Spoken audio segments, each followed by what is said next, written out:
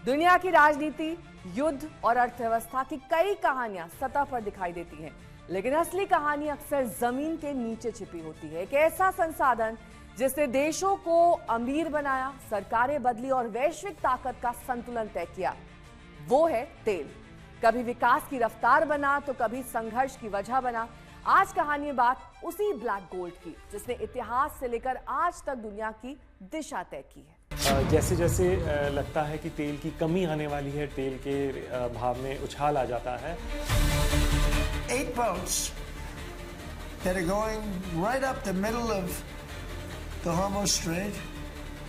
8 big tankers are going loaded up with oil right through. Bharat ने संकट के ऐसे ही समय के लिए कच्चे तेल के भंडारण को भी प्राथमिकता दी है। हमारी तेल कंपनियां संकट के समय के लिए काफी मात्रा में पेट्रोल और डीजल का भंडार रखती हैं। तेल को ये भी कहा जाता है जो ब्लैक गोल्ड, कि वो काला सोना है।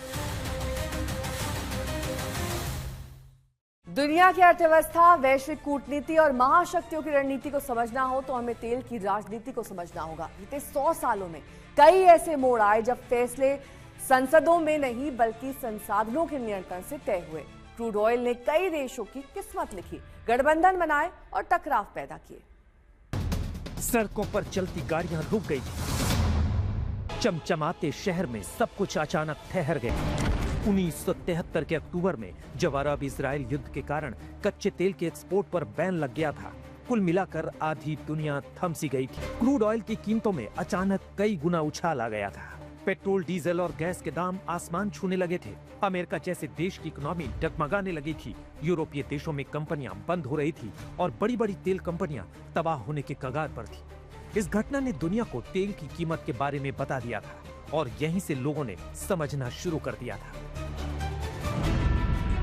जिस क्रूड ऑयल को ब्लैक गोल्ड कहा जाता है, हकीकत में वो रियल गोल्ड से कम नहीं है।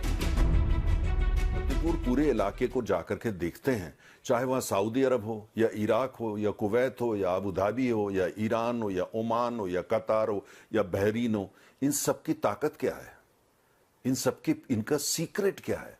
ये सारे देश जो हैं बड़े खुशहाल हैं, बहुत पैसा है और इसके अलावा पूरी दुनिया के अंदर उनका इसलिए जो है एक दबदबा रुतबा है कि भाई ठीक है, अमीर देश है। कतार इतना सा देश है, बहुत अमीर है। आप देखिए सऊदी अरब का मतलब ही तेल है। आबादी तो सऊदी अरब की ज्यादा नहीं है, मुश्किल से 3.25 करोड़। लेकिन क्रूड ऑयल सबसे पहले कहां और कैसे खोजा गया? अमेरिका और अरब देशों को तेल का खजाना कैसे मिला? और उससे भी आगे का सवाल कि तेल की कीमत कैसे तय होती है। तेल की कीमत एक तरीके से, क्योंकि ये ट्रेडेड कमोडिटी है, तो डिमांड सप्लाई के बेसिस पे तय होती है। जैसे जैसे लगता है कि तेल की कमी आने वाली है, तेल के भाव में उछाल आ जाता है। और अगर जैसे लगता है कि भाई हम अब ज़्यादा इलेक्ट्रिकल कार्स पे जा रहे हैं और ऐसे डिमांड डैम्पन होगी आगे आगे चल के, सप्लाई ज़्यादा है, तो फिर तेल का रेट गिरता भी है। तेल का रेट की और भी एक इम्पॉर्टेंट जो क्राइटेरिया जो इम्पैक्ट करता है इसका है, वो है ओपेक प्लस के production cuts. OPEC plus market को कभी कभी प्रोडक्शन कट करते हैं ताकि रेट थोड़ा ऊपर जाए। दुनिया के नक्शे पर जो सीमाएं दिखाई देती हैं, कई बार युद्ध उनके लिए नहीं लड़े जाते।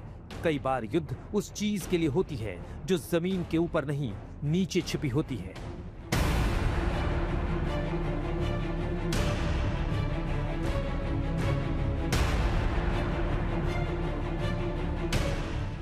आज कहानी धरती की गहराइयों में छिपे एक काले खजाने की।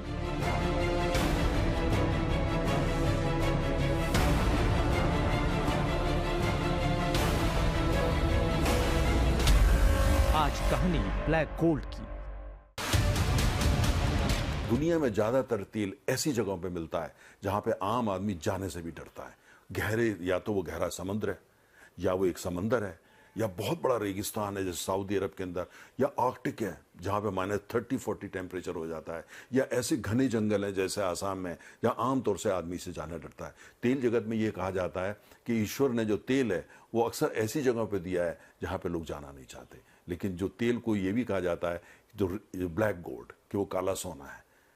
तो सोना जो है वो ब्लैक गोल्ड है, काला सोना है, लेकिन मिलता ऐसी जगह है जो अलग बहुत दुर्लभ होती हैं, और वहाँ से लाना भी उनका जो पूरी यात्रा होती है, पूरा इतिहास होती है, वो भी काफ़ी दुर्लभ होता है। आज कहानी सिर्फ ईंधन की नहीं है।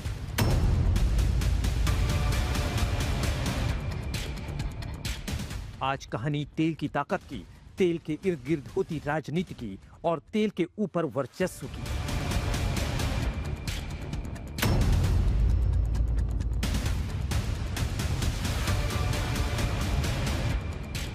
One thing to me, we're dealing with the right people. Is that nuclear related? No, it wasn't nuclear related. It was oil and gas related. Related to the Strait of Hormuz and the flow of... Yeah, it was related to the flow and to the strait, yeah. युद्ध के बाद से ही Hormuz strait में जहाजों का आना जाना बहुत चुनौतीपूर्ण हो गया है।